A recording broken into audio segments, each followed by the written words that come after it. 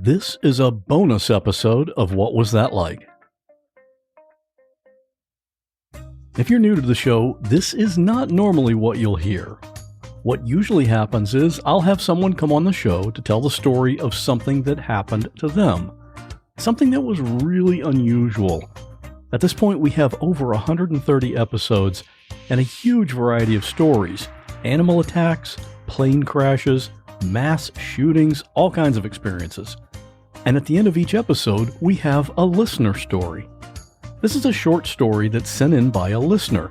It's not an interview, it's just the person talking about something interesting that happened to them. I started ending each episode with one of these short stories back in 2021. And just about a month or so ago, I put out a bonus episode with all the listener stories from 2022. And I got a lot of positive feedback from that. So I thought it would be good to get all of the other listener stories, the ones from the beginning in 2021, and put them out as a bonus episode as well. So that's what we have here today. And if you have a story like this, I'd love to hear it. It can be funny or sad or anything really, as long as it's interesting and you can tell it in about 5 to 10 minutes. Just record it on your phone and email it to me at scott@whatwasthatlike.com. There's a good chance I'll play it in a future episode of the podcast. I really enjoyed hearing these stories again from a couple of years ago, and I think you will too. Real people in unreal situations. There is a girl hanging by her broken leg from the telephone wire. And I called 911 and I said, I found a baby. I turned around.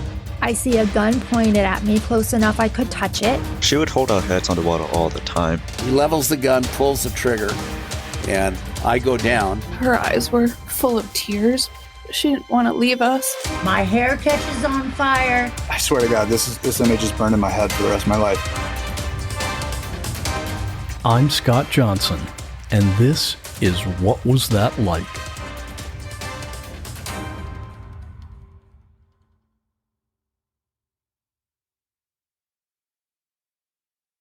My father was in an accident involving a train when I was a child. He was out late with some friends and on his way home when he came upon an uncontrolled railroad crossing, which essentially means that there are no signals or gates. It's just a crossing kind of on a country road. And he didn't see the train approaching, so it hit him and he died instantly. My family really struggled with it, and to this day, I have not asked where it happened specifically. We don't talk about it often, and I know if I knew the location, I would never be able to cross the tracks again. But of course, every time I cross tracks, I wonder if those are the ones that it happened. But I'm working on healing from it, despite the fact that it's been 17 years now. It's still prevalent in my mind, and anytime I hear a train whistle or see railroad tracks, I think of him. One strange thing about his passing was shortly before he died, we went to Six Flags as a family, and we were waiting in line, and they had the little sweepstakes that you can enter in the little plastic box, and he entered us in a free trip to Hawaii.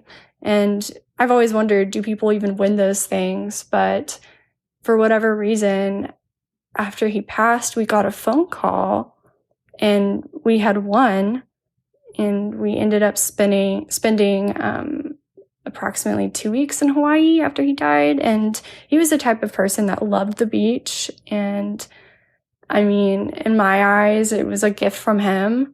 And to this day, I will forever view it that way. I'm definitely looking for support groups if anyone else has been through something similar. Family members lost due to a car accident involving a train. You can reach out to me at amberrhasty@gmail.com. Thank you. Visiting my Uncle Bob and Aunt Margie's dairy farm was something I looked forward to on our once-a-year family trip to the country. I loved the cows and the cornfield. Their dogs were a pleasure too, since we didn't have any pets. Aunt Margie would cook up a great country supper when we visited. Uncle Bob once gave me and my sister a ride on the tractor which was pulling a corn harvester through the field. It was exhilarating to watch the corn fly up from the stalk and fall into the large container behind the tractor to be brought to the silo. Those were the best days, and I wished I could live on a farm instead of the city. I had just turned 11 before this visit in the late 1950s, and it was getting late in the day, and we hadn't been to the cornfield yet. I wanted so badly to stand next to those tall stalks and maybe walk around a bit. The adults were sitting in chairs near the garden, and I stood in front of my father and asked, "Can I go for a walk in the cornfield?" He ignored me and kept conversing with Uncle Bob, so I stood in front of my mother and asked the same question. She wouldn't answer me. These were the days of children being seen and not heard.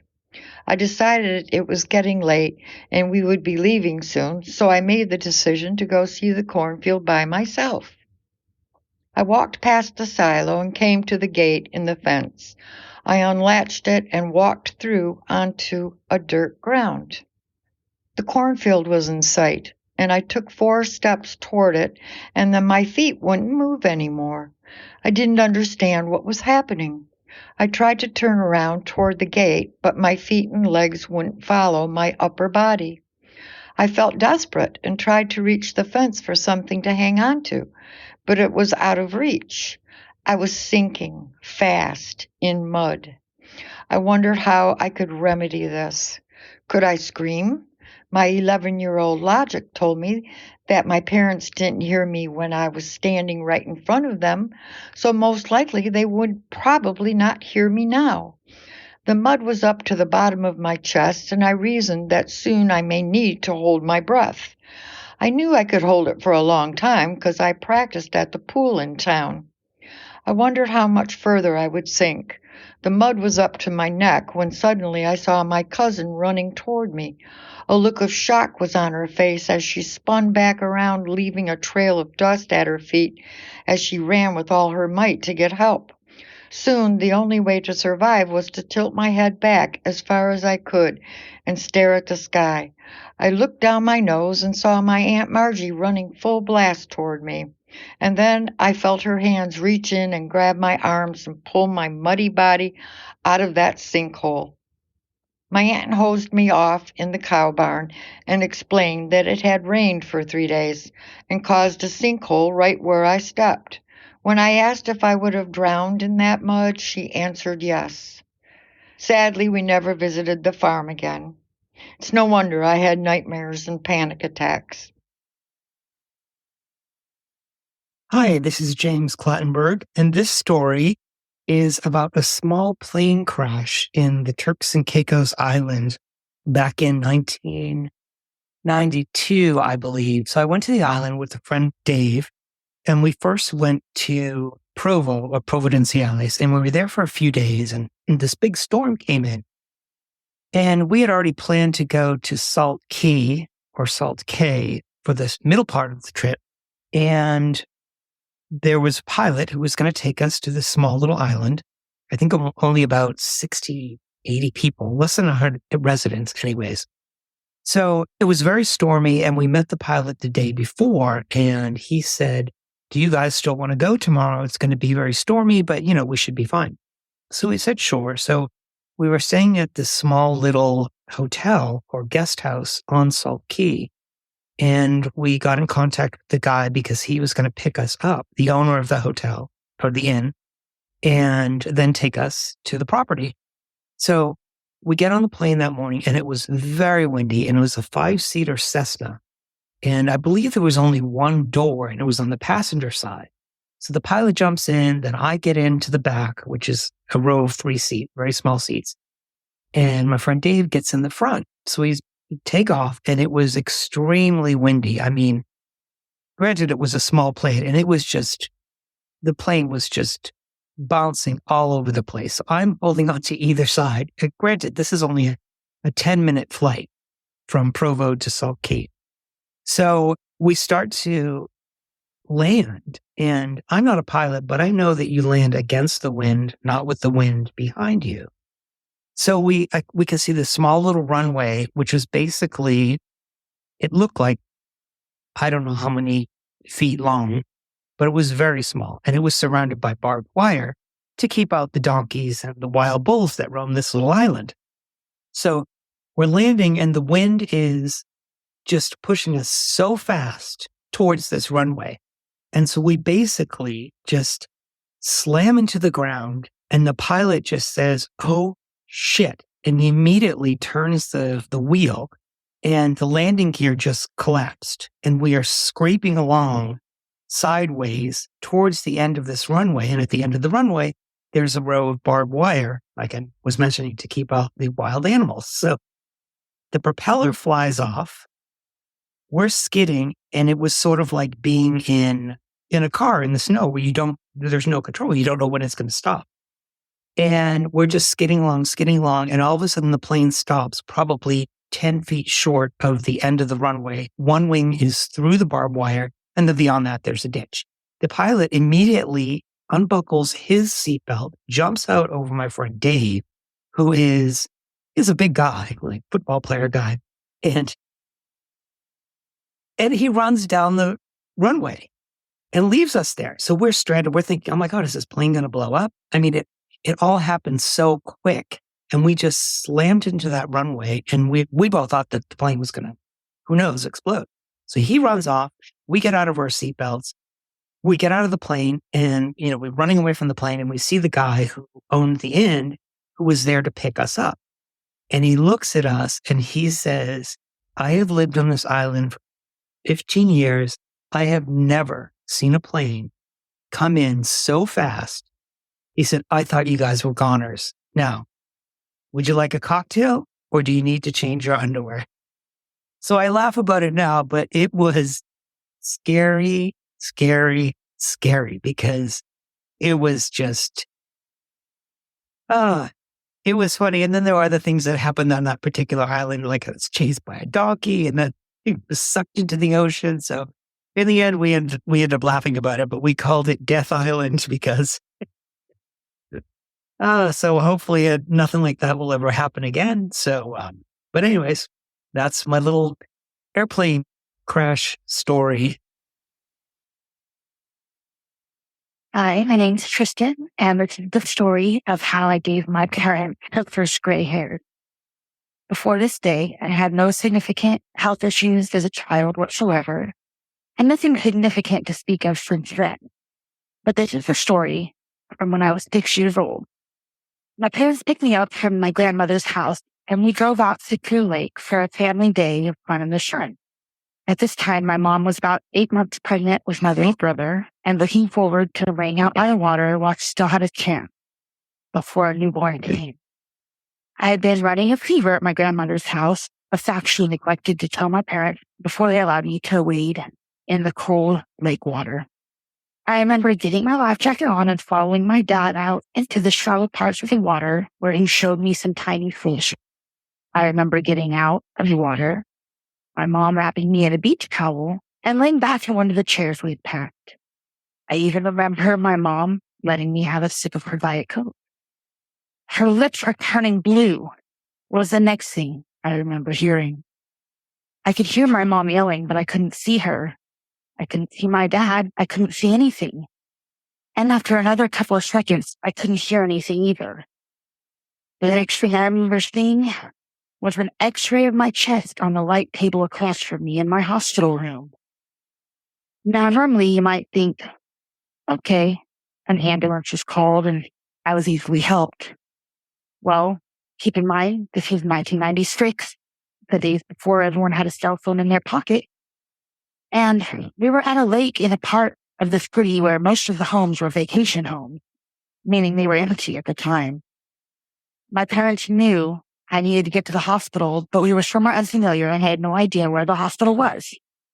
So my dad picked me up and took me in his arms, along with my very pregnant mother, ran from door to door trying to get a hold of someone to call 911. They knocked on the door of 5 or 6 houses before spotting a driveway with the ambulance truck in it, By the grace of God, someone answered the door, and it was the wife of the pediatrician who was next door playing darts with the ambulance driver. Needless to say, they picked me up, and I rode with them into the hospital. My dad followed in a van that was almost out of gas. When I woke up and was cleared to go home, we were out of gas in our van. But the doctor who we'd seen earlier had a broken gas gauge, so gave us his extra gas can to get home. When you find out that you're going to be on Shark Tank, you prepare yourself for a lot of different outcomes. You prepare yourself for the euphoria of getting a deal and getting an investment on live TV from one of your favorite sharks. You also prepare yourself for the possibility of humiliating yourself on national TV and having all your friends see what an idiot you look like. What you don't prepare for is violence. When my business partner and I showed up in LA, it was after a long flight, and just so you know, they don't send you down in first class. They send you down in Southwest Airlines on the cheapest ticket they can get, and I sat in the center seat and was exhausted when we got there, so we went out drinking. At the bar where we were drinking, there were a couple other contestants, including one who was very obnoxious and insisted on showing us pictures of his cars and his watches, bragging about the money that he had made developing apps. Soon, this guy went from being a blowhard to an asshole, and he started to harass the bartender. At that point, he said some things that were very offensive, and I proceeded to remove him from the bar. I put him in a little arm lock and I threw him out. I'm not a tough guy. He was just a small guy, which enabled me to do this. I returned to the bar, and the nice folks who were sitting around the bar gave me a little ovation, which felt good because I never do this kind of stuff. I sat down, I had another drink, and within a couple of minutes, out of the corner of my eye, I see him running from the kitchen at me, and he runs up to me and punches me square in the temple. It didn't knock me out, but it hurt and made me dizzy. And the first thing I did is I put him into a headlock, and I was going to start to punch him. And my business partner said, "Don't do it. Do not jeopardize our chance." The manager of the restaurant came up and said, "Hey, I can have the Culver City police here in 5 minutes." And I said, "You know what? Don't worry about it.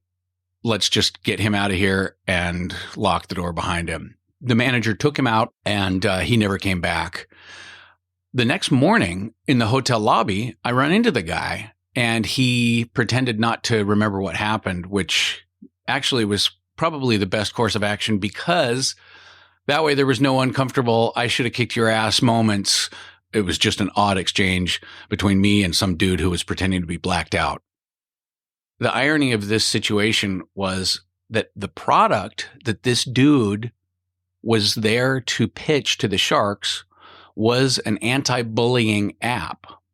His segment never did end up airing, so he has nothing to do with Shark Tank, and there's no way anyone could find out who this guy is. But the long and the short of it is, anything can happen when you go on Shark Tank, including getting punched in the head. My name is Matt Franklin, and since my appearance on Shark Tank, I've started a podcast called The Rogue Retirement Lounge, and it's all about retirement planning for entrepreneurs.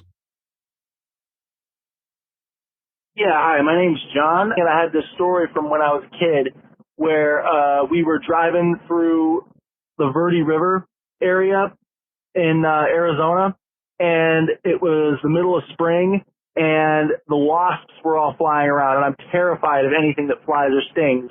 And my dad gets the truck stuck, and so he gets out to unstick the truck, and the windows are down, and I'm sitting there freaking out that a wasp might fly into the car. And my dad gets tired of hearing it, so he yanks me out of the car and puts me in the middle of this swarm of wasps and basically says, "Face your fears," and then goes back to trying to get the truck unstuck.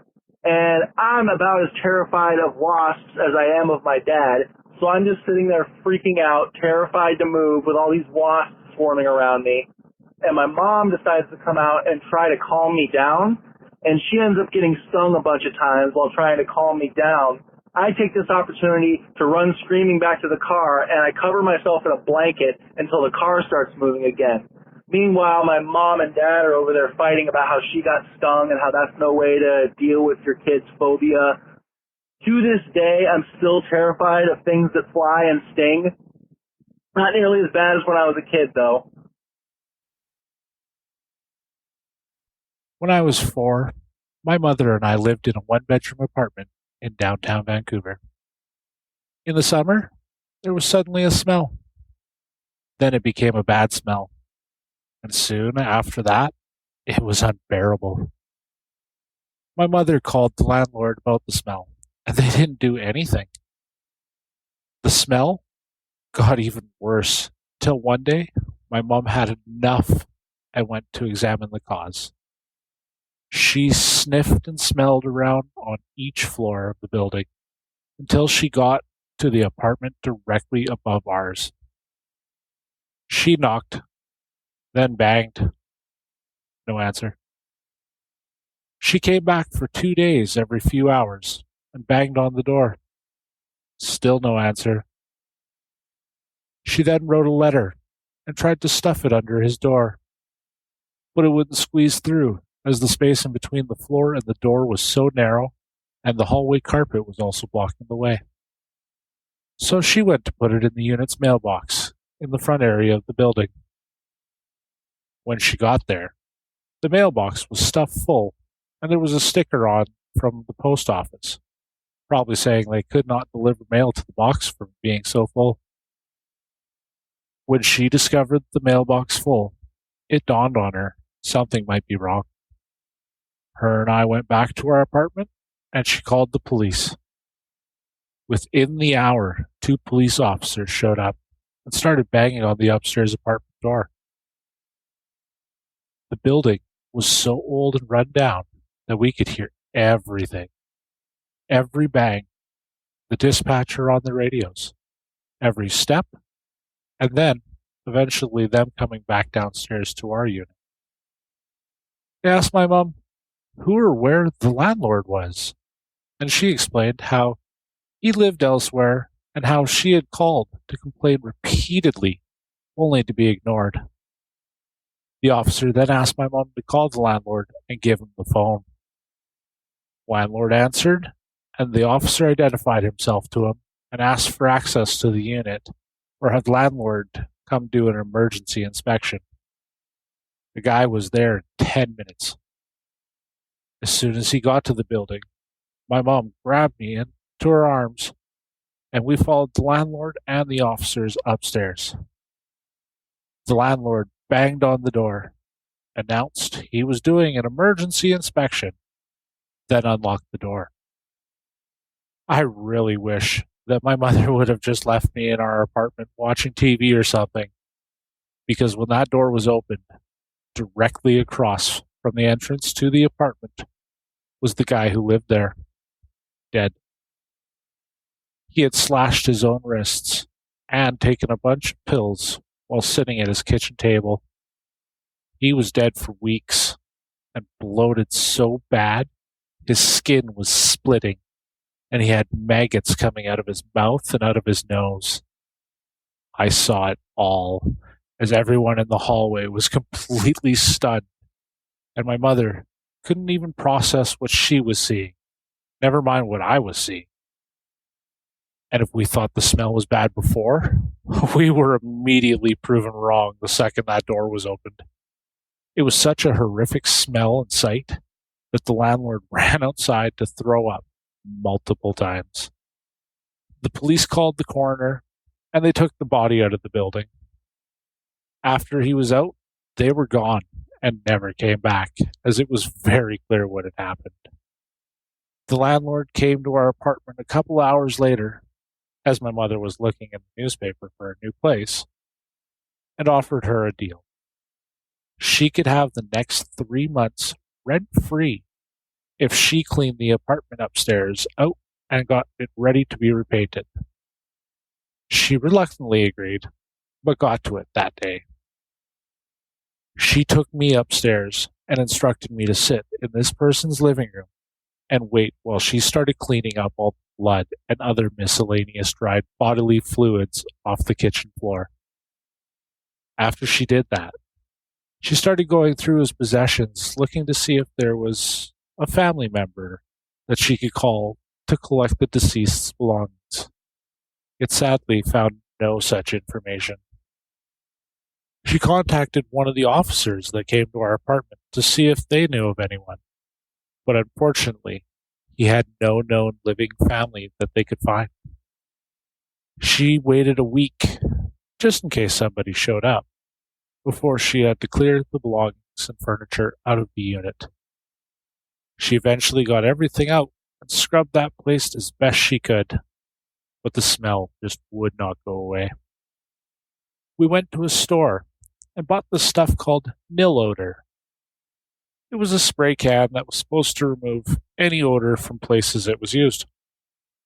My mother used 6 full cans over 4 days. Not only did it not remove the smell, but it mixed it with its own smell and created a whole new level of awful.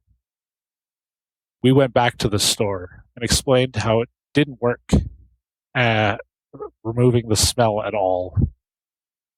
They said it was not the right kind, and she should have used the nil odor drops, which she promptly bought. She used the entire bottle of that over a few days and still could not get rid of the smell of the rotting corpse out of the apartment. It now just smelled like chemicals and death. The smell was still so awful, and she could not take it anymore. We moved about a week later, as it was just too much. She stayed in contact with another person who lived in the apartment, found out that the building still smelled of the noxious awfulness 6 months later. To this day, if I smell nil odor, I have vivid flashbacks to that door being open with me in my mother's arms, staring directly at this festering mass of rotting death, and the terrible realization that his whole life was shoved into bags and thrown into a dumpster, and there were no loved ones to remember or mourn him. This was my first experience with trauma that even 35 years later still haunts me to this day.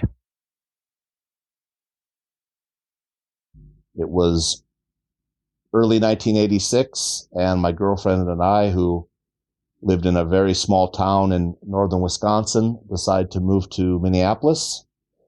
We were musicians at the time, and Minneapolis was in the purple rain phase. It was a global phenomenon, and we wanted to get a piece of that action and try our best. So we moved on down to Minneapolis and lived with my sister in, I guess it would be South Minneapolis, but it was really more towards the inner city of Minneapolis, off of Franklin and Nicollet Avenues in that area, the Stevens Park community.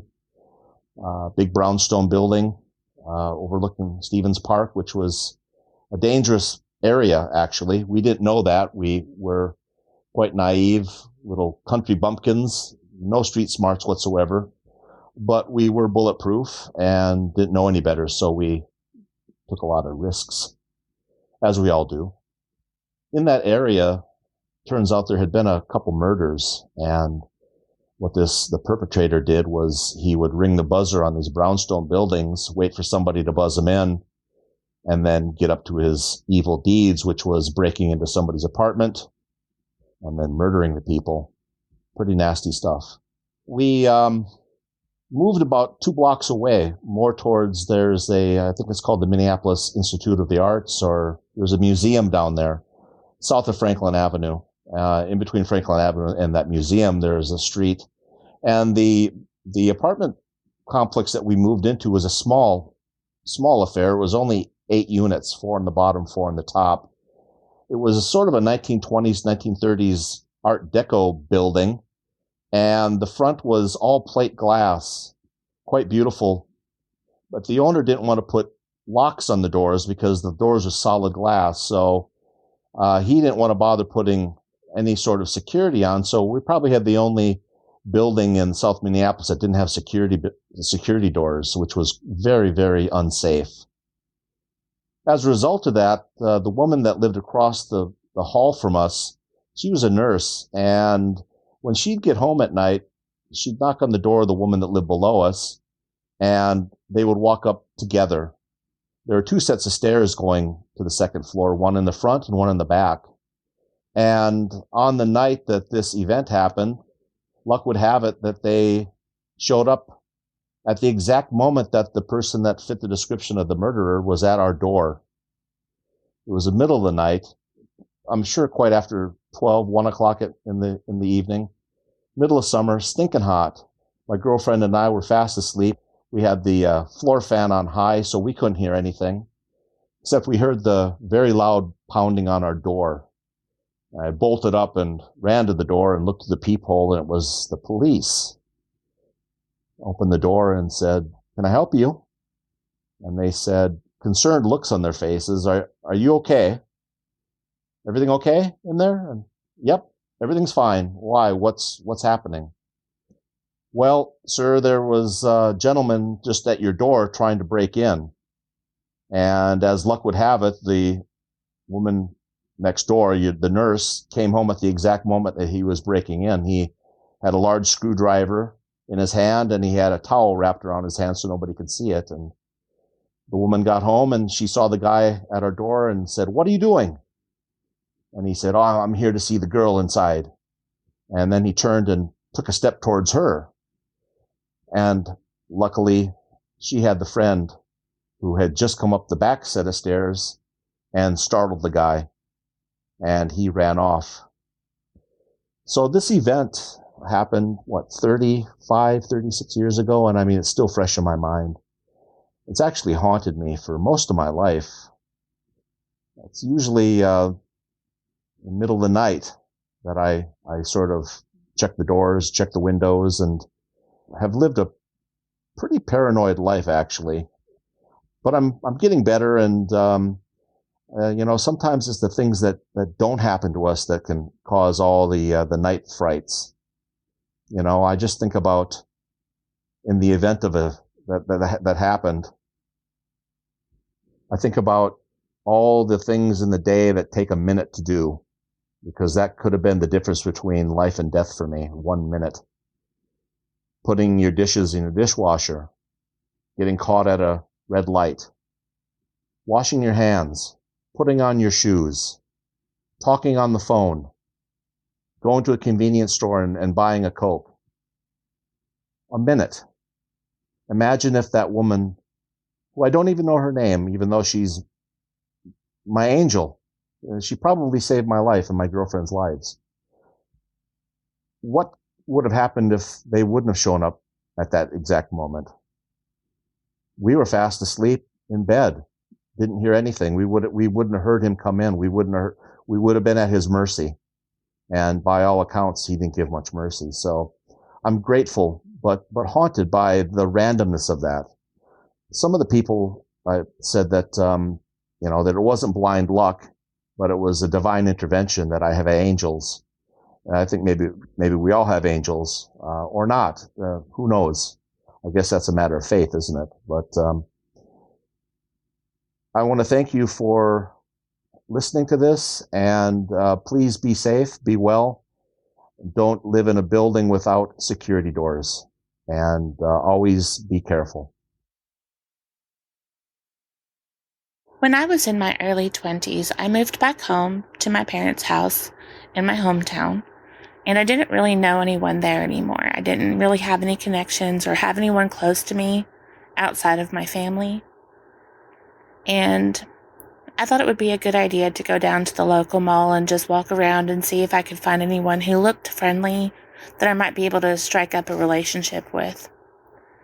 I did come across someone who he reminded me a lot of a friend that I'd had in my former town where I'd been living, and I thought maybe I could form a connection with this person. So we talked for a while and exchanged phone numbers. After talking for a couple of weeks, he did ask me out on a date. The only problem was that he didn't drive, so I would have to go and pick him up at his house where he lived with his grandmother.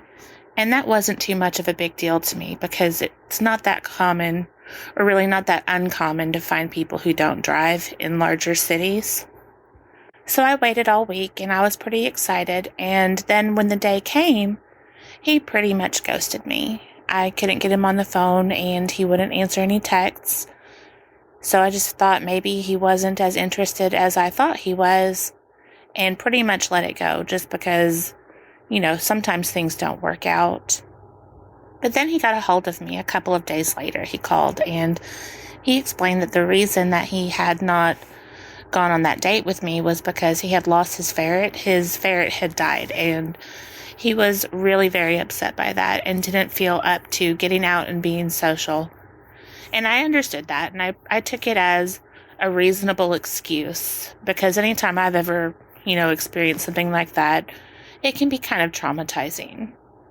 So we made arrangements to go out the next following weekend.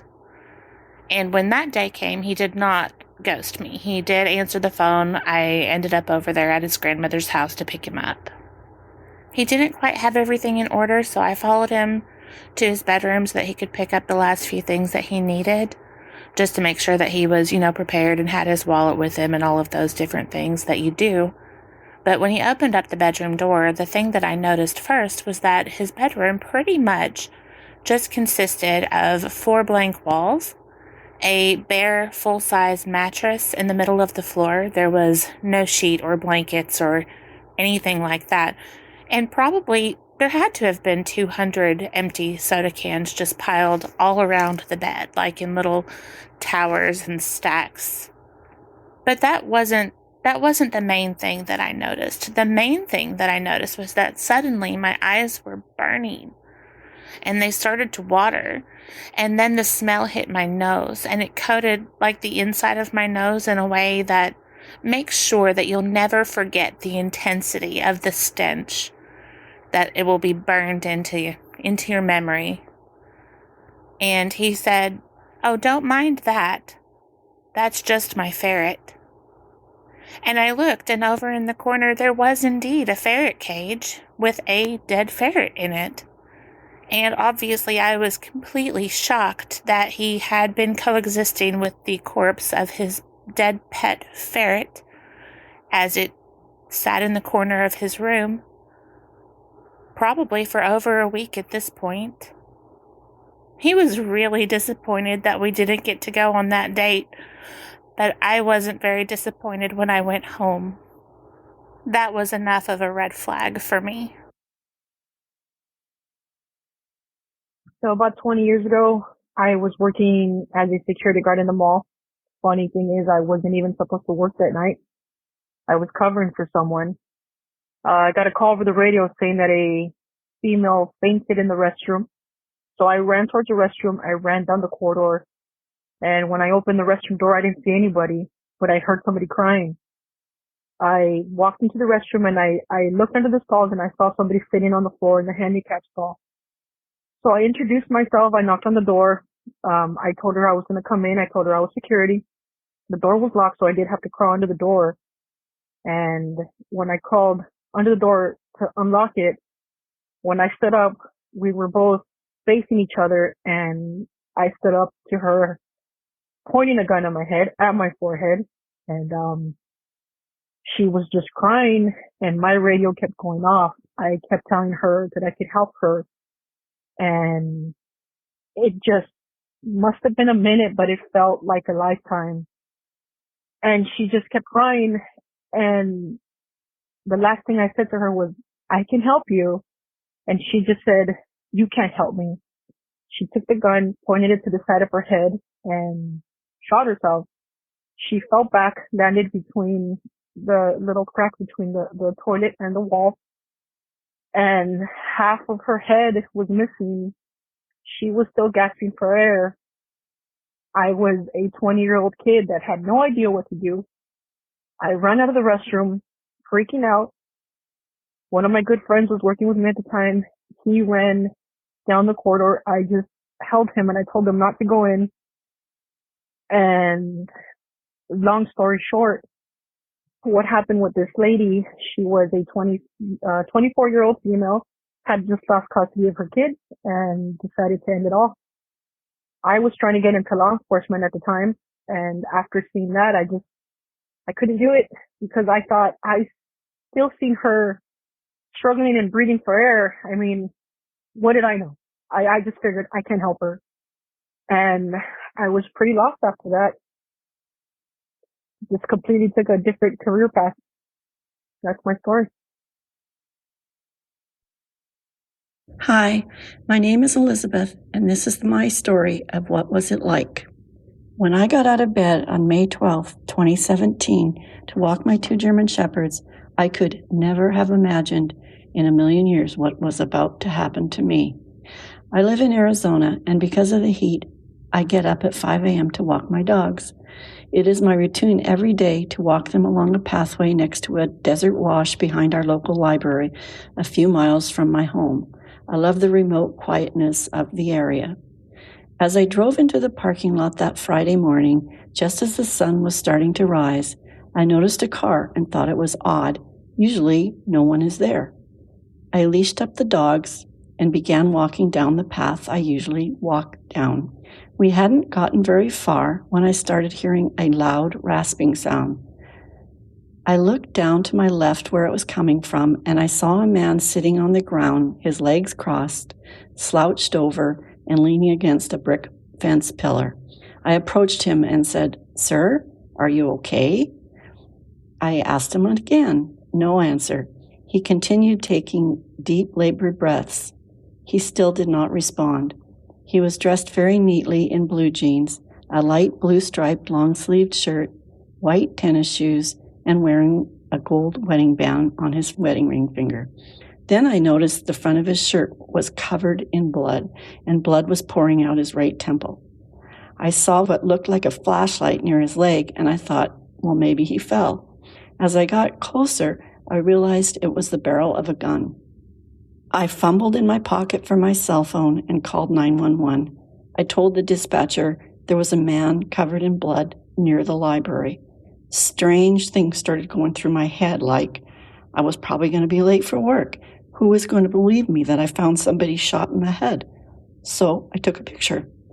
Within a few minutes, police cars started showing up. I directed the first responding officer to the location. The officer leaned over and picked up a .22 caliber black revolver handgun laying next to the man's leg and placed it in a bag. As I stood there with my 2 dogs, more and more police cars kept arriving until the lot was full of red and blue flashing lights. Several officers cordoned off the area with yellow crime scene tape. It felt very strange standing on the inside of the crime scene tape. An ambulance arrived and transported the man to a nearby trauma center. There was an officer assigned to stay with me and my dogs. Finally, the lead officer came over to talk to me. He asked me some questions about who I was and how I came to find this man. I said I was just a complete stranger out walking my dogs. Several hours later, I was finally cleared to leave the scene. I learned from the police that the man passed away 4 days later. To this day, I don't know his name. I always wondered if I had shown up maybe 20 minutes earlier, would I have been able to stop him? I don't know. I think about him every day when I pass by the spot where I found him. So my first relationship out of high school was abusive, and I almost died. Very early on, he told me the typical, all my exes are crazy bit, and for no good reason. I just believed it. Occasionally, he would yell at me and scream if I couldn't hang out with him, and I justified that as being okay because I thought he was hurt, and I felt like his actions weren't his choice. Obviously, this just got gradually worse. It went from yelling to throwing things to shoving and raising fists very quickly under a year's time. The time he almost killed me, we were house sitting for my mother while she was on a trip for her birthday, and we had gotten into a nonviolent fight. I decided that I was going to sleep on the couch, and before I went to sleep, I texted a friend of mine the phrase, "I don't think I'm cut out for romantic relationships." While I was asleep, he read that, and it sent him over the edge. There was a lockbox in the room because my mom's house was a rental, and that's where she still kept the spare key. Lockboxes are sturdy, and they're solid metal and heavy. I had kind of woken up when he entered the room, and I had hardly looked at him when he threw this lockbox at my head. He was only a few feet from me, so it was pretty close range. I remember it as just a sudden white flash, and my body felt bad. I fell off the couch and started to crawl, and that's when he picked it up and hit me with it again. It was another white flash, and then my hearing was really muffled, and all I could hear was my heartbeat in my ears. That was my oh shit moment, because tunnel vision started kicking in, and my body felt like it was underwater. All I could think was, fuck, I'm hurt, I have to get help. I somehow was able to crawl to the bathroom with my phone before he could catch me. I have cuts in my memory here because I only remember shutting and locking the door. I don't actually remember grabbing my phone or anything else. While I was in the bathroom, I was really dizzy and it was hard to move. I don't know how long I was in there or how long he was outside of the door, but at some point I realized he was just pounding on the door and screaming to be let in. I finally came to the moment where I thought, okay, I have to call 911. I have to call for help. He's going to kill me. I'm going to die. I have to call for help. So I pick up my phone and I'm trying to dial, but the screen's black. And I'm really disorientated, but it's not working. And then I realized that the battery had been removed from my phone. So before he hit me, he had taken the battery out of my phone and then returned my phone to the same spot. So I couldn't call for help. I remember feeling sleepy and scared. When I finally felt my head, it was just this burning hot lump behind my ear. The swelling felt like it was as big as my hand. And I didn't know what to do, so I got into the bathtub, turned on the cold water, and I just sat there, pressing the lump on my head against the cold faucet, hoping it would help somehow. Eventually, I fell asleep, and he got in, but at that point, he was just doing this thing where he was crying and saying, "Oh my God, my life is ruined, my life is ruined," and he just kept saying that. I couldn't talk. I just felt dizzy and sick, and he was trying to get me to follow his fingers with my eyes, and I couldn't do it. The next day, I had work, and I was still really woozy and in pain. The girls at my job could see the swelling under my hair, and halfway through my shift, I went home and begged him to take me to urgent care. By that time, he had calmed down and was in the reconciliation phase, so he agreed. For some reason at the urgent care, they just let my boyfriend go in with me to see the doctor, despite putting down head injury on the check-in, so I had to lie to this doctor about what happened.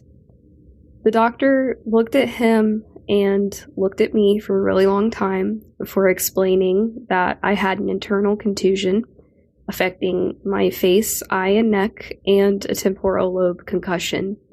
He looked at me and told me that if my injury was just 1 inch forward, I would have had internal bleeding in my brain and died.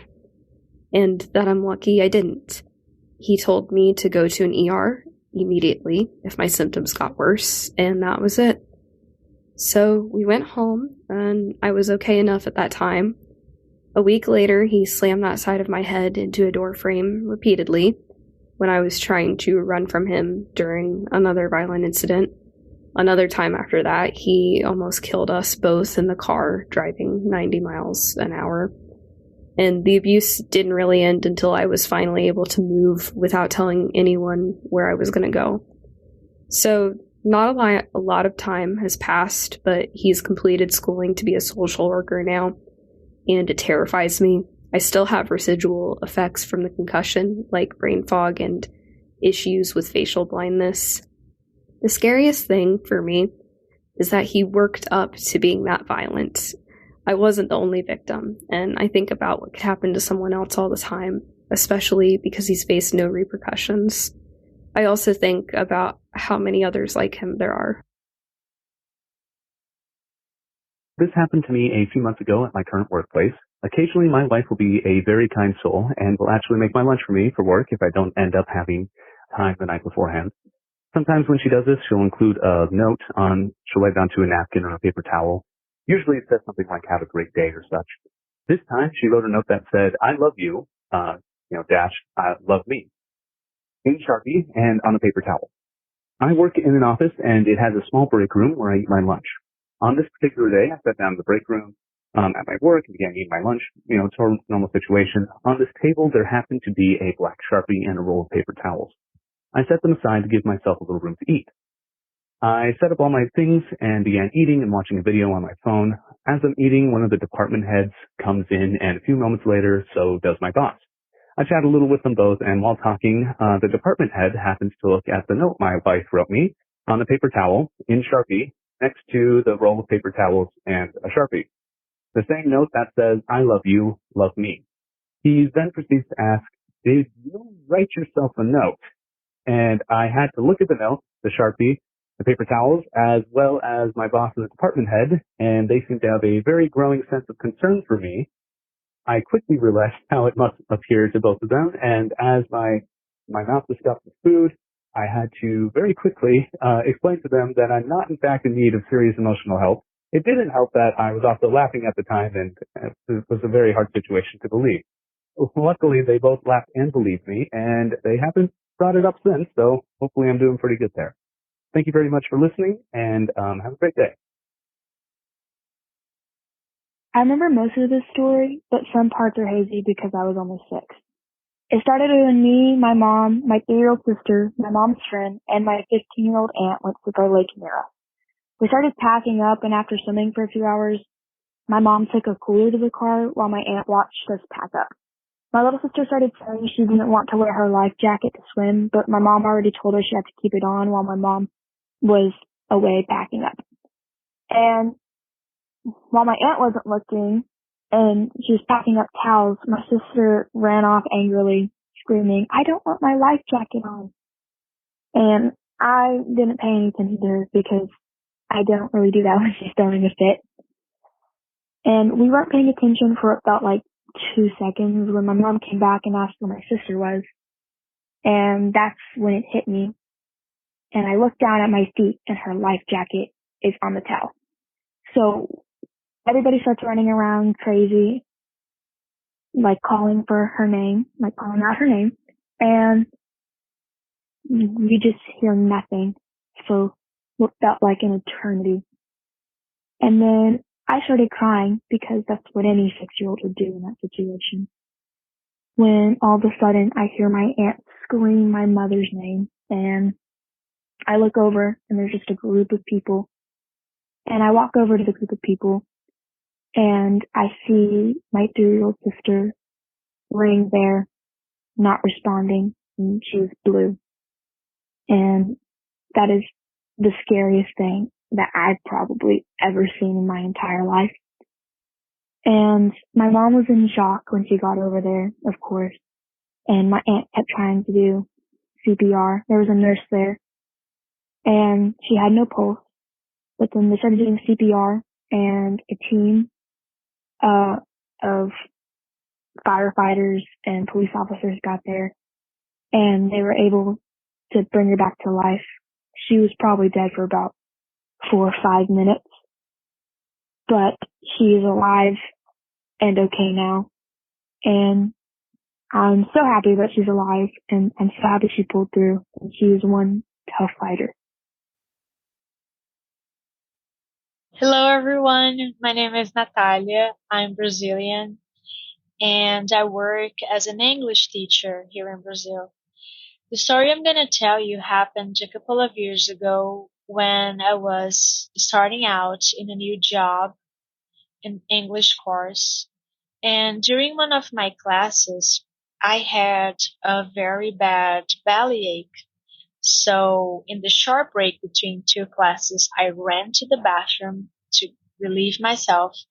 And the bathroom was connected to the teacher's room, where all of my colleagues were gathering, waiting for the next class to start. So I was really embarrassed of opening the door and let everybody smell the reminiscent odor of my diarrhea. So I had the idea of opening the bathroom's window to let the wind circulate a little before opening the door. But the window was stuck. It was like glass made and it was stuck. And as I tried to force it, it fell. It fell and it broke into a million pieces on the ground, and everybody heard the noise, and they knocked on the door, asked if I was all right, so I had to open it. And well, they not only could smell it, but they could also see that I was trying to get rid of the smell by breaking the window. So it was really, really humiliating. But I didn't get fired. My whole life growing up, my mom had debilitating ocular migraines that would leave her crying afterward. And one of these migraines, my drunken stepdad at the time was screaming at her to shut her fucking mouth and a bunch of other nonsense. He ended up freaking out and running outside and getting a shovel, and he came back in and threw it toward me. And he went into the spare bedroom and got a shotgun and aimed it at my mom's face and said, if she doesn't shut the fuck up, I'm going to shoot her. And that I was supposed to go dig her a grave. So I went outside at 10 to 12 years old probably and started digging a hole in the woods. Sometime later, I heard a gun go off coming from my house. I wasn't that far away. So I ran off into the woods. That night, I came back and got my dog, who was always chained up out back, and went further into the state game lands that were right past my property line and stayed there for 3 days and 2 nights. Sometime later, I heard a 4-wheeler on the 3rd day and heard my mom yelling for me. I guess she was stopping every once in a while and calling out my name. So I ran up to her, and I never really talked to her about it ever from that point forward. It was kind of just something that I dealt with. I blocked it out for a really long time, and years later in therapy, it like triggered back into my memory. Just want to let everybody know that shit might be rough sometimes, especially as a kid, but I promise it gets better. I'm 24 years old now, so this was probably 12 to 14 years ago. I have an amazing family and a beautiful fiance and 2 amazing kids. One of those 2 is my stepdaughter, and I can promise on everything that she will never ever be treated the same way I was. So keep your heads up and enjoy life as it is now. Hi, Scott. I'm pretty much addicted to your podcast. I binged listened to it till I was all caught up, and I can't wait for each episode that comes out. So keep up the good work. You had asked recently if people had stories about regrets that they have. And my regret involved a young man, I'm going to call him Joe.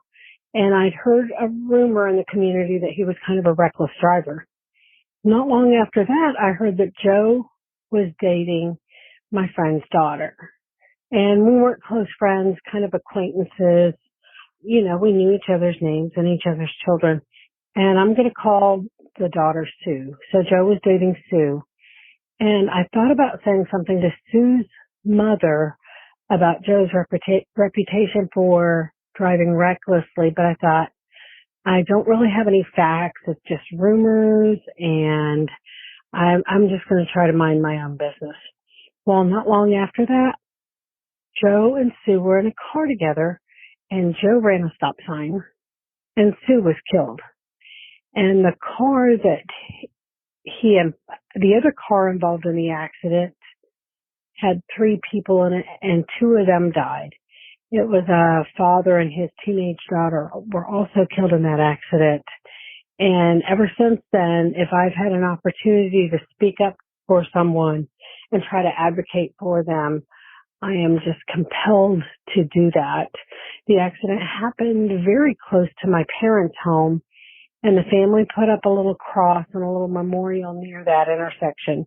And so I think about that every time I visit my parents. And I just like to encourage other listeners to follow those little nudges, that inner voice that says, hey, something isn't right here. Because you never know, if we speak up, we may be able to impact someone's life for the good. We may be able to save a life. So keep up the good work. Thanks. I had a very unique childbirth experience with my second. I was in my first semester of nursing school. I was going to be due a month after the end of the semester, which was into the summer. So I was going to have a little bit of time with my baby before I had to go back to school. And I had one teacher in particular. She was teaching the fundamentals of nursing, very beginning core course. She specialized in geriatrics, and she would joke with me all the time, "You're not contracting, are you? Because if you are, I'm just calling an ambulance because I don't do babies." So there were a couple of times throughout the semester that me and some of my friends pranked her and made her think I was going into labor just to make her nervous. And it kind of became this joke. Well, I was walking into my last final of the semester, which just happened to be for her class. And as we're getting ready to go in, my water breaks. And I just kind of stopped. And I turned to my sister-in-law, who was also taking the class with me. And I said, "My water just broke." And she looked at me, and later she said that she knew I wasn't joking because she could see every single freckle on my face because I was so pale because I was scared. This was about a month before my due date. So some of the girls ran into the teacher offices to get my instructor. And they were saying her water broke. And she took a little while to come to me because she said, "You guys, I'm not doing this," thinking that it was a prank again. But they finally convinced her to come out. So she comes out and she kind of, looks at me. I was wearing a dress, and she slightly lifted it up to make sure there wasn't a big bag of saline in there or something that I was using to trick her. And once she realized that, yes, I was indeed serious, she said to my sister-in-law, "Go ahead and take her to the hospital. I'll figure out another time for you guys to be able to take your finals." So we went to the hospital, and we were kind of laughing and joking about it. And I was told later that I did my fellow classmates a huge disservice because now they couldn't think about the answers on their test because they were so surprised and they just couldn't stop thinking about what had just happened. Anyway, I get to the hospital. I had planned on not doing an epidural, not because I disagree with them, but simply I just wanted to see if I could do it. And so I labored for about 24 hours and I was not progressing. And I was up and walking around, and I passed this really large blood clot. And even though I had not taken OB in nursing school yet, I thought, I don't think that that's supposed to happen. So we called my nurse in. She came in and checked me, and she discovered that my baby's cord was coming before the baby. It's called a prolapsed umbilical cord. It is a medical emergency. It is very, very dangerous because each time you have a contraction, it cuts off the baby's blood supply. The doctor came in, and he was talking to the nurses about what was going on. And I said, "What does all this mean?" And he said, "It means you have to have an emergency section right now." So they started getting me prepped to go to the OR. My husband was starting to get on a suit that you have to wear to go into the OR. And the doctor said, after looking at the baby's vital signs, he said, "You know what? No, I'm sorry. You can't come back. This is dangerous. We have to take her right now." And so they wouldn't let my husband go back with me. I remember them rushing me into the operating room, and I had worked in an operating room for several years. And when I saw all those people and how fast they were setting up, I thought, oh, something bad is happening. This is very serious. They put me under general anesthesia since I didn't have an epidural in place. So I wasn't even awake for the C-section. And I was terrified. I went to sleep with tears rolling down my cheeks because I was sure that I was not going to survive. But when I woke up, I asked my nurse if my baby was okay. She said, yes, she is, but they have to take her to a different hospital because the hospital I was at did not have a NICU. I was told she had lost about 75% of her blood volume because along with the prolapsed cord, I also had what's called an abrupted placenta, where the placenta begins to tear away from the wall. And the doctor said the placenta did not look healthy and it looked like it had been abrupted for days to weeks. So my baby was taken to another hospital and I stayed there to recover from my C-section. The next day, they allowed my husband to drive me over to the hospital, even though I was still a patient, and let me see my baby. She ended up being in the NICU for 11 days. She had to have a blood transfusion along with some antibiotics. She was on oxygen for 3 months after she came home, and then again for a month when she was 8 months old after contracting RSV and bacterial pneumonia. But she is 9 years old now, and she is healthy as can be, and we're so grateful to have her in our family. But it's definitely a memorable experience. I will never forget it. Hi, I'm choosing to keep myself anonymous, but this is for a story for kids or teenagers who struggle in high school and who just struggle just as much as me. So when I started off high school, my father just passed away my first day of high school, and I was really beat up. I was obviously sad, and I was really mad. And it was at like 3:50 in the morning, so I still had school that day. So I decided I was going to go to school. Maybe I might be able to get my mind off it, talk to some friends, hopefully, not think about it. So I headed into class, it's my biology class, and I go to, talk to my friends. So, I ask them like, hey, let's hang out. And the room goes completely quiet and everybody starts looking at me. And I'm like, I didn't think nothing of it, And obviously, I was already struggling, so I didn't really like the attention on me. So I was like, oh, that's weird. So then, I asked them one more time. I was like, hey, you guys want to maybe hang out this weekend, just do something fun. And, one of them say, hey, I'm not going to hang out with no little bitch who's, complaining about his dead dad. My heart instantly sunk. I'm going to be honest. I was broken, because I thought those were my friends. So, everybody looks at me and the room goes dead silent. I sit there in silence with my anxiety and stress, and I was really broken. So I leave the classroom and I instantly start bawling. I start crying and bawling, and then you hear the classroom kind of all it just becomes loud and everybody just starts talking and stuff. So I decided I wasn't going to show up for that period, head to the nurse's office and pretend I was sick. So I go to the nurse's office, pretend I was sick, and then I head off the rest of my day. Hopefully I'd forget about it and just, obviously they weren't friends. So I sit at a table and I was all alone. I was just sitting there. I had my hoodie on.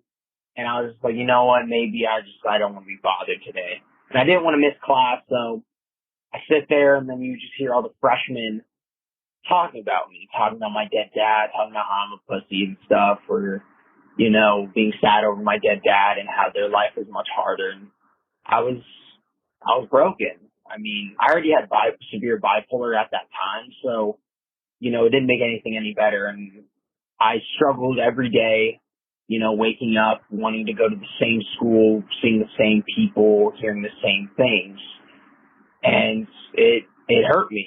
It really did. I'm 18 now. I just graduated, and I've never been any better and happier in my life now that I'm done with high school. Back in 2015, I was 16 years old, and on a weekend, my dad decided to take me as a treat to go see the new Terminator movie.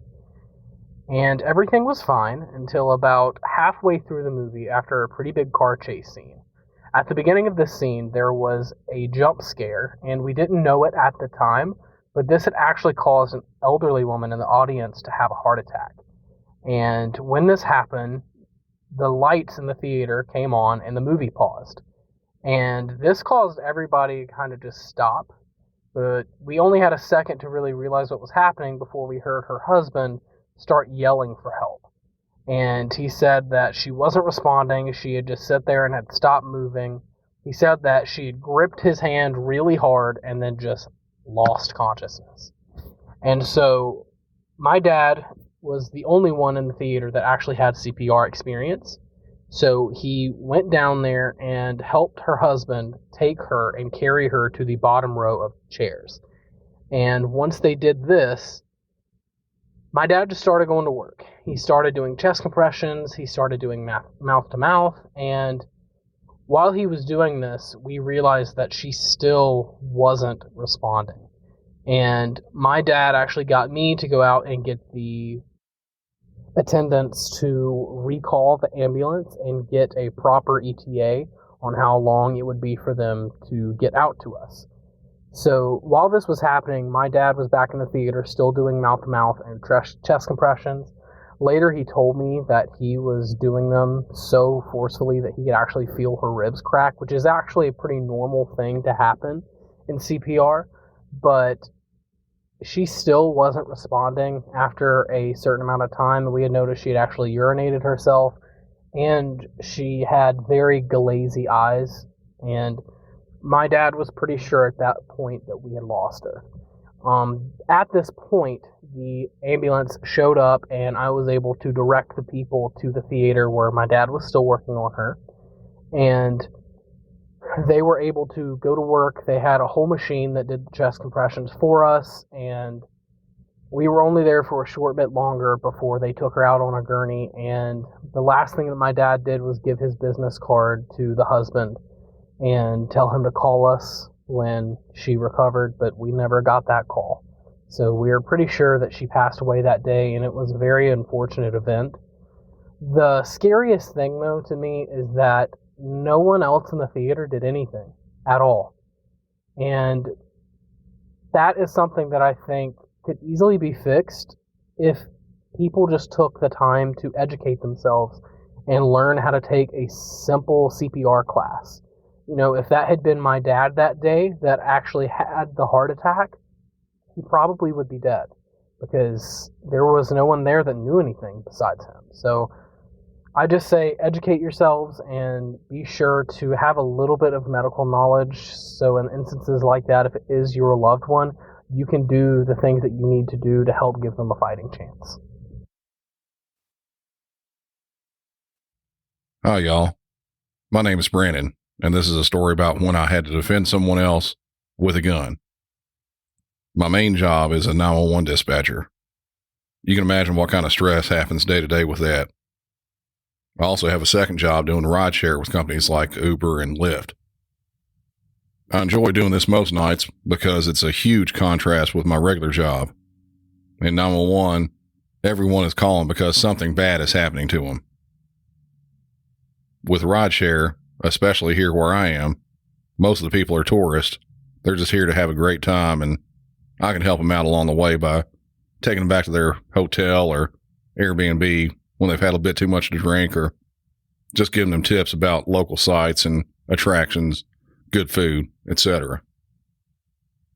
On my weekends, I like driving very late, and I usually go till after the bars close up here, which is around 3 a.m. The night this happened, it was during the summer of 2019. I was pulling up to one of our many streets that have several bars on it and was waiting for my passengers who were on the side of the road by a hot dog stand. There were about 15 or so people hanging around the stand outside of one of the bars that had just closed.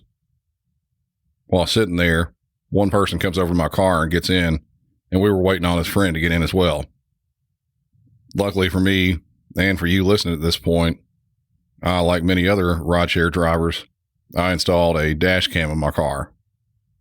The one I have, it records in front of the car for potential collisions and reckless drivers, but also it has an interior camera that records everything going on inside the car along with sound. I'll play the actual audio from what happened so you can kind of get an idea of what happened. But keep in mind, because of the time of night and where this was and what was going on, there's quite a bit of cussing there at the end of this, and you'll hear why. That's your address on the lane? Yeah, that's me. Yeah, a lane drive, yeah. Okay. Jake!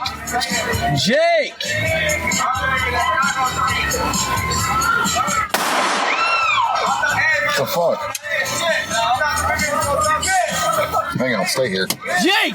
Get the fuck in here! Jake! Get in here now! Jake! Put the gun down. Jake! Jake! Get in here now! Jake! Get in the fucking car! Get in the fucking car! Get in the fucking car! Get! Gun down.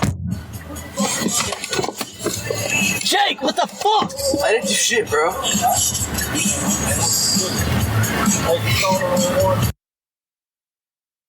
So you heard the person there that was in my car.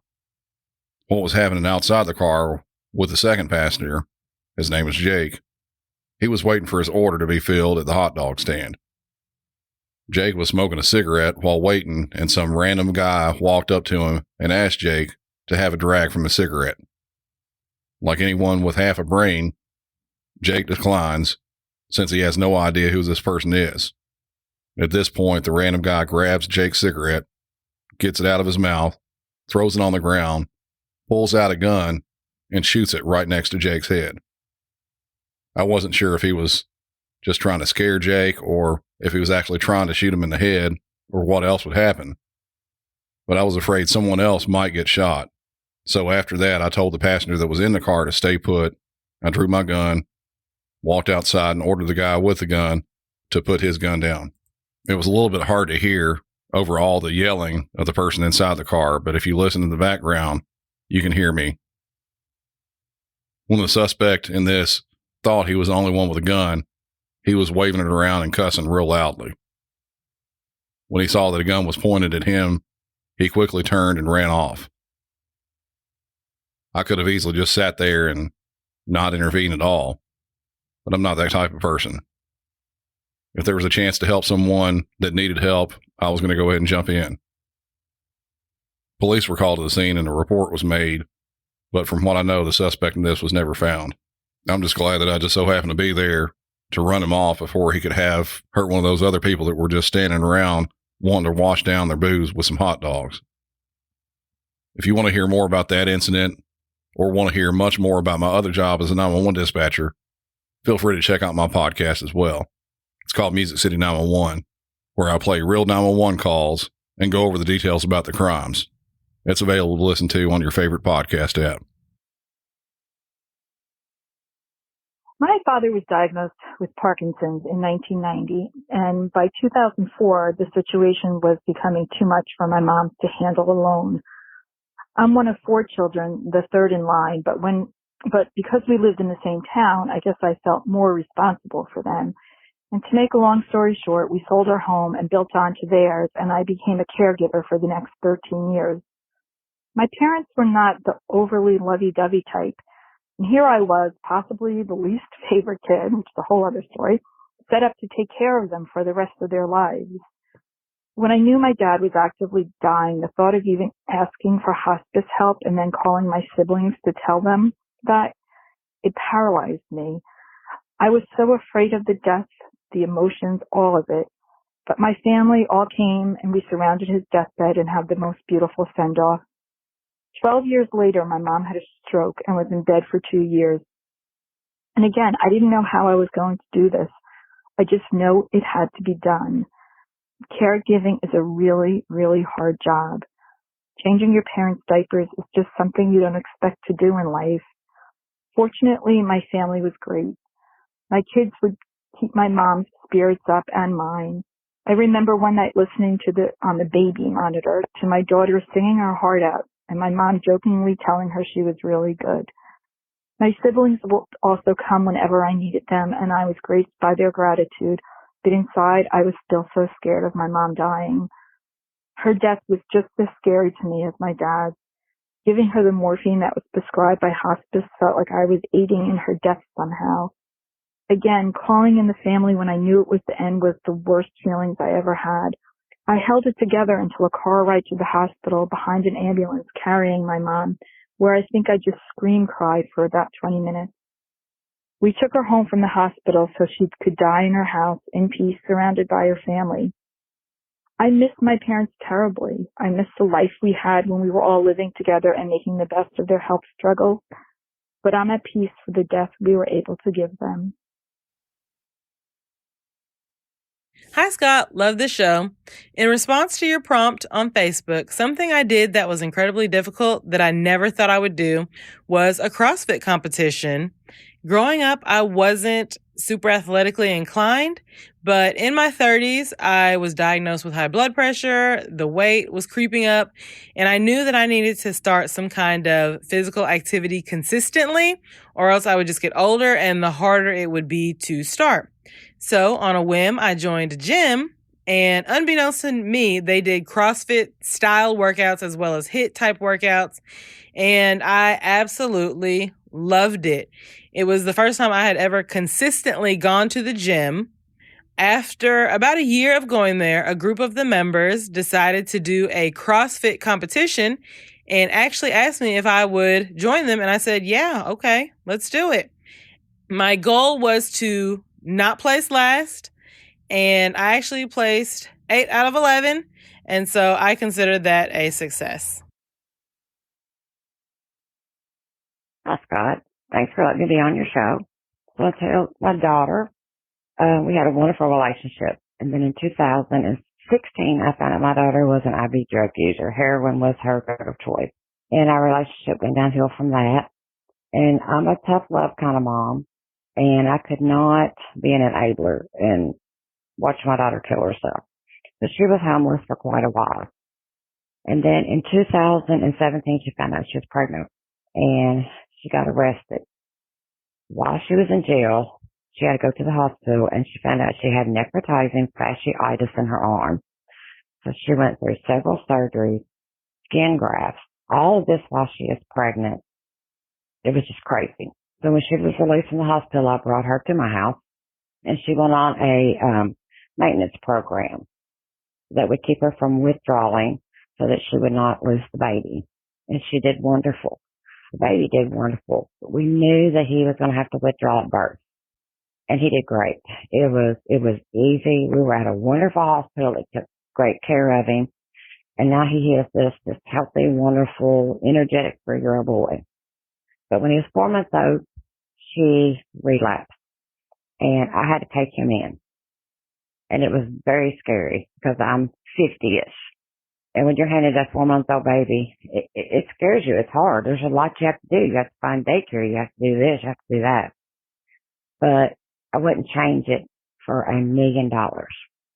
So this year, about 75 days ago, my daughter decided she wanted to get clean. And she is absolutely doing wonderful. She's in a great program in our town. She's going to meetings. She's working that program. She's helping others. She's been working at a sober living house. And she's back living with us. And we are gradually working her back into his life. And he absolutely loves having his mama home. So there is a light at the end of that tunnel. And you can do it if you want to do it. And I am so proud of my daughter. She will never know how proud I am of her and what a good mother she is becoming. I just want other people to know that if you're struggling, if you have to take in a grandchild, do what you need to do. You will not regret it for 1 minute. And be there for your child when they say they're ready to get help. I would walk on water to help my baby. And I am so proud of her. Hello, my name is Devin. I've always had a dream of owning rentals and flipping houses, being involved in real estate. So in the beginning, my wife and I started dating at 15, but ended up getting married and had a kid at 17 and moved out and finished our senior year on our own. As you could imagine, the place that we found was not ideal. Not a lot of people want to rent to 17-year-olds. So we didn't have a stove, no microwave. All we had was a hot plate and a single pot to cook our meals in. The car we had was a 5-speed, so we didn't have a starter in it, so we'd have to push it down the road and pop the clutch to get to work every day, and the same way on the way home, of course. Learned pretty quickly this was not going to be a good lifestyle for us, so we worked really hard to build our credit, and then by 19, we were able to buy our first home. Spent a lot of time fixing the stuff, working on it. We found after we bought it, the people actually had pet raccoons, so the house was a mess. And we lived there for about 5 years. During that time, we added another child and decided it was time to move on to another house. So we converted that into a rental and upgraded our life a little bit. And we repeated this process to the point just before the pandemic where I was able to have 3 rentals, and the property that we live in now has 25 acres and 2 ponds and very beautiful area. But shortly after that, just as the pandemic got started, unfortunately, I found out that I was diagnosed with cancer. And although I had been working on the real estate stuff, we focused more on family stuff. So during this time, I focused all of my energy, all of our money. We pretty much went all chips in on the real estate thing to follow my dreams. And my family was fantastic in supporting me during this time, which, by the way, truly cured, definitely going to live many more years. But anyway, during that time, I put everything I had and was able to flip a home. And as of now, we've got 9 rentals, and we'll probably be able to retire by the time I'm 40. Was able to purchase the car of my dreams, which was a Tesla Model 3, and very happy. My name is Megan, and this November 1st, just over a week or so ago, marked 5 years off of opiates for me. I used different kinds, like pills, dabbled in heroin, but my drug of choice was fentanyl. There's been a drug epidemic around the world and a large increase in deaths from fentanyl. I started drinking around the age of 11 and progressed to cocaine around the age of 14 when I was hanging out with my older sister. Unfortunately, she is still suffering from her addiction. The next year was when I started using opiates, first 2 oxys that doctors used to overprescribe them way too much. They were everywhere. But when that started happening less, I progressed to like heroin, as I said, and hydromorphine. And eventually I tried fentanyl. Actually, the first time I tried it, I was with my boyfriend and I overdosed and had to be rushed to the hospital and revived with Narcan. You know what I didn't do after overdosing? Try to get sober. It wasn't until over a year later actually, that I would finally decide to try to get off drugs. But that boyfriend wasn't ready, so we had to go our separate ways. This January, he was shot and killed by police. I've been living with a lot of guilt. I know you can't help someone who doesn't want help, but it's hard. So, on to the good though. At the end of 2016, I made the decision to try to better myself, but physically, it was unbearable. I won't go into the too much information details, but after being so dehydrated from withdrawals, I started medication-assisted treatment, Suboxone. So the doctors and nurses at the clinic were absolutely amazing. seriously, like, they saved my life. I was able to taper off of the Suboxone just in time for me to get pregnant unexpectedly. My ex left me as soon as I told him, and it was a really hard time physically and mentally because I was really sick with HG. But I pulled through, and I have a sweet 3-year-old son. Now I'm in school full-time for child and youth care. I have a great boyfriend, and we're planning our future together. In my Facebook memories, I see pictures of me, and you can see it in my eyes how high I was. It's a good reminder that I've come a long way, and I have a lot of things to look forward to in the future. We wanted to always frame his story and as a possible positive light that we could, given the circumstances of being abandoned, that we didn't want it to be focused on that he was left or he was abandoned, but that he was found and that we found each other. And so we wanted it to be a source of, we always wanted him to know his story. We never hid anything from him. So he knew from the earliest times about the creation of our family and how that all happened. We would even tell him like bedtime stories that we put together a very rudimentary picture book of telling the story of how we became a family. It was just like clip art and telling the story in the voices of the trains. So they were animated trains that told the story of Danny and carrying the Clara the Sea Train carrying Danny down the subway line to the station and to find baby Kevin, using all of our names and telling it in a very simple way, the story of how we became a family. That's what we read to him for a few years when he was really young, probably when he was about 5, I'd say. It finally clicked that this story, even using all of our real names and even going through the station, it happened on one night where he was sitting on the couch and he had the book in his hands and he wanted each of us to sit on either side of him and he wanted us to read the story to him. And of course, it was a frequent bedtime story we would read. So we're reading it. At the very end, he pauses. He said, "Is this about me?" And we pause for a second. It's like, where's this going to go? And we say, yes, this is your story. This is how we became a family. And he had this big grin on his face and just like smiling. Let's read it again. It took on a different meaning for him. And because of that, he then took it into school to show and tell. And he told this story with such pride. I think it was probably like in first or second grade that this happened. We get a call from one of the parents that says, your son brought in a book about your family. It's your family story. And we're thinking it's going to be bad for you. It's just something like this parent's going to have a very strong reaction, negative reaction. And she said, I just want to let you know that this had a really big impact on my daughter.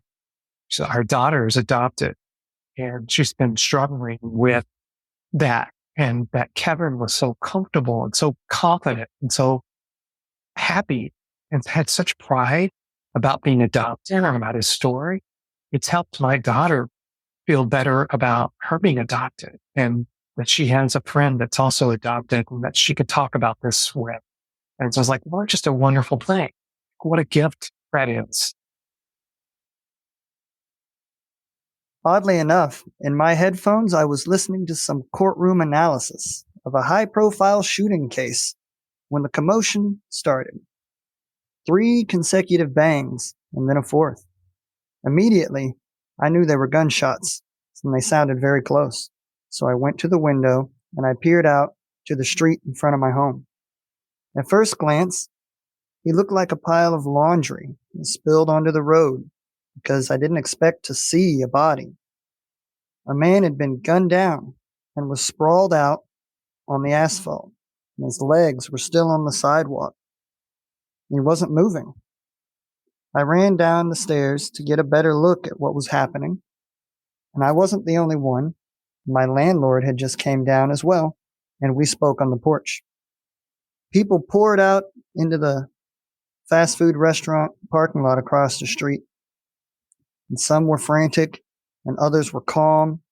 And from my porch, I briefly remarked about the dire situation with my landlord as we watched a passerby administrating CPR. Suddenly I realized perhaps I could help. So I ran upstairs to get a towel, and I ran back down, and I darted across the street. Between the cars, stalled in the traffic. I stood over the dying man and handed somebody a towel. When I looked down, I didn't see any obvious wounds, but he did have blood on his face. While one person on the ground was pumping his chest, others were gathering around. Background voices were making emergency calls and asking each other questions like, "What happened? Did you see anything? I was just inside and I heard shots." Most clearly among the voices, a very distraught woman, evidently from inside the restaurant, pleaded and cried to no one in particular. Over an order? Over food? I returned home and watched for another 20 minutes before an ambulance finally had him loaded up and drove away. My own vehicle was still stuck inside the yellow tape that marked off the crime scene. It became clear from the witnesses inside the store that an argument had broken out between a customer and an employee, and when they took it outside, the worker pulled a gun. Unfortunately, the man was pronounced dead at the hospital. I don't know what happened to the shooter. Over food. Over an order.